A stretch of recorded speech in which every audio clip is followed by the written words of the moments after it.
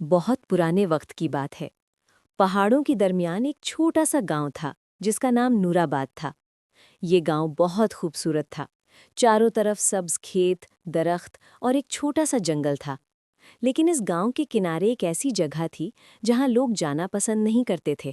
وہ جگہ تھی پرانا کنواں۔ یہ کنواں اتنا پرانا تھا کہ کسی کو بھی یاد نہیں تھا کہ یہ کب بنایا گیا تھا۔ گاؤں کے بزرگ کہتے تھے کہ اس کنویں کے نیچے ایک خوفناک راز دفن ہے، اسی لیے شام کے بعد کوئی بھی اس کے قریب نہیں جاتا تھا۔ اسی گاؤں میں ایک لڑکا رہتا تھا جس کا نام حسن تھا۔ حسن بہت بہادر تھا، لیکن اس کی ایک عادت تھی، وہ ہمیشہ رازوں کو جاننے کی کوشش کرتا تھا۔ جب بھی گاؤں والے کنویں کی کہانیاں سناتے، حسن کے دل میں تجسس اور بڑھ جاتا۔ ایک رات حسن اپنے گھر کے باہر بیٹھا ہوا تھا۔ اچانک اسے دور سے ایک عجیب آواز سنائی دی۔ ایسا لگ رہا تھا جیسے کوئی پانی کے اندر سے آہستہ آہستہ بول رہا ہو۔ حسن کو فوراً سمجھ آ گیا کہ یہ آواز کنویں کی طرف سے آ رہی ہے۔ اس کا دل زور سے دھڑکنے لگا، مگر اس نے فیصلہ کر لیا کہ آج وہ اس راز کو ضرور جانے گا۔ رات بہت گہری ہو چکی تھی، چاند بادلوں کے پیچھے چھپا ہوا تھا۔ حسن آہستہ آہستہ چلتا ہوا کنویں کے پاس پہنچ گیا۔ ہوا تیز ہو گئی، درختوں کی شاخیں ہلنے لگی اور کنویں کے اندر سے پانی ہلنے کی آواز آنے لگی۔ حسن نے جھک کر کنویں کے اندر دیکھا۔ اندر مکمل اندھیرا تھا۔ پھر اچانک ایک سرگوشی سنائی دی۔ کون ہے؟ حسن کا دل دھک سے رہ گیا، لیکن اس نے ہمت کر کے جواب دیا، میں حسن ہوں۔ چند لمحوں تک خاموشی رہی، پھر کنویں کے اندر پانی ہلنے لگا اور آہستہ آہستہ ایک سفید سایہ اوپر آنے لگا۔ وہ سایہ بولا، میں اس کنویں کا نگہبان ہوں۔ حسن حیران رہ گیا۔ روح نے بتایا کہ صدیوں پہلے ایک لالچی بادشاہ نے اپنا خزانہ اس کنویں کے نیچے چھپا دیا تھا۔ اس خزانے کی حفاظت کے لیے ایک طاقتور طلسم بنایا گیا تھا، اور اس طلسم نے ایک روح کو ہمیشہ کے لیے یہاں قید کر دیا۔ حسن ابھی اس بات کو سمجھ ہی رہا تھا کہ اچانک اسے پیچھے سے قدموں کی آواز سنائی دی۔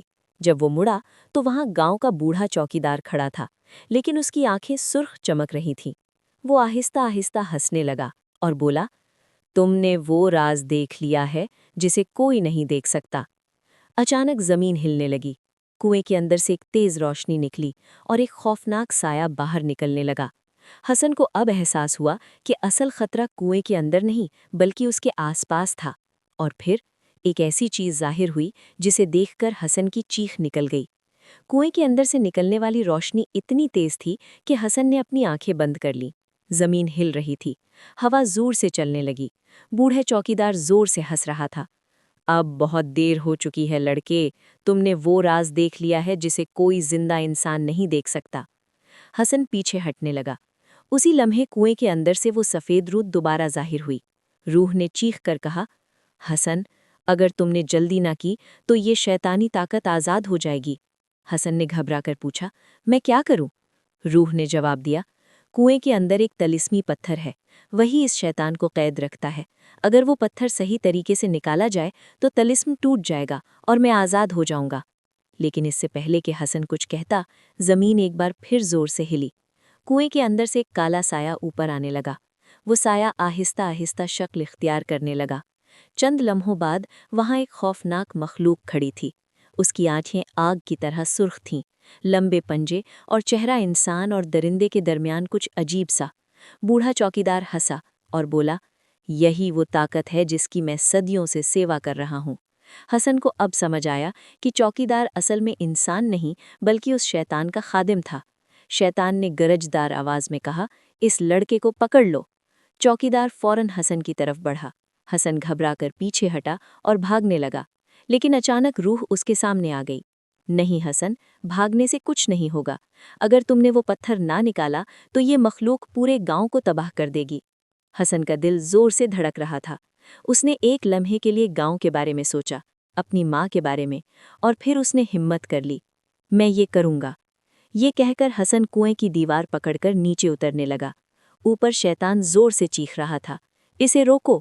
چوکیدار کنویں کے کنارے تک پہنچ گیا، لیکن حسن اب کافی نیچے جا چکا تھا۔ کنویں کے اندر اندھیرا بہت گہرا تھا، صرف ایک ہلکی سی نیلی روشنی نظر آ رہی تھی۔ جیسے جیسے حسن نیچے جا رہا تھا، پانی کی آواز تیز ہوتی جا رہی تھی۔ اچانک اسے کنویں کی دیوار میں ایک چمکتا ہوا پتھر نظر آیا۔ वही तिलिस्मी पत्थर था, लेकिन जैसे ही हसन इसके करीब पहुंचा, पानी जोर से हिलने लगा। कुएं के अंदर से कई सियाह साए निकलने लगे। वो साए जैसे हाथों की शक्ल में हसन को पकड़ने की कोशिश कर रहे थे। हसन का दिल खौफ से कांपने लगा। ऊपर से शैतान की गरज सुनाई दे रही थी, पत्थर को हाथ मत लगाना। लेकिन हसन ने हिम्मत नहीं हारी। उसने दोनों हाथों से पत्थर को पकड़ा और पूरी ताकत से खींच लिया। अचानक एक जबरदस्त रोशनी फूट पड़ी।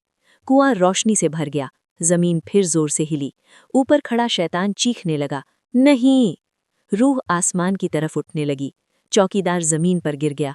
फिर अचानक एक जबरदस्त धमाका हुआ। कुएं की दीवारें टूटने लगी। हसन ने जल्दी से ऊपर चढ़ना शुरू किया। रूह ने अपनी ताकत से उसे ऊपर खींच लिया। जैसे ही हसन जमीन पर पहुंचा, पूरा कुआं जोरदार आवाज के साथ जमीन के अंदर धंस गया। चंद लम्हों के लिए हर तरफ खामोशी छा गई। फिर आहिस्ता आहिस्ता हवा रुक गई। बादल हटने लगे। चांद दोबारा आसमान पर नजर आने लगा। वो सफेद रूह हसन के सामने आई। अब उसका चेहरा पुरसुकून था। तुमने मुझे सदियों की कैद से आज़ाद कर दिया है हसन। हसन ने पूछा, अब क्या होगा? रूह मुस्कुराई, अब ये जगह हमेशा के लिए महफूज हो जाएगी। ये कहकर रूह आहिस्ता आहिस्ता रोशनी में तब्दील हो गई और आसमान की तरफ चली गई। सुबह होने लगी। जब गांव वाले वहां पहुंचे तो उन्होंने देखा कि कुआं गायब हो चुका था, सिर्फ हमवार जमीन बाकी थी। उस दिन के बाद नूराबाद में कभी कोई अजीब आवाज नहीं सुनी गई। लेकिन गांव के लोग आज भी एक बात कहते हैं कि अगर कोई रात के वक्त इस जगह से गुजरे तो कभी कभी हल्की सी सरगोशी सुनाई देती है। शुक्रिया हसन।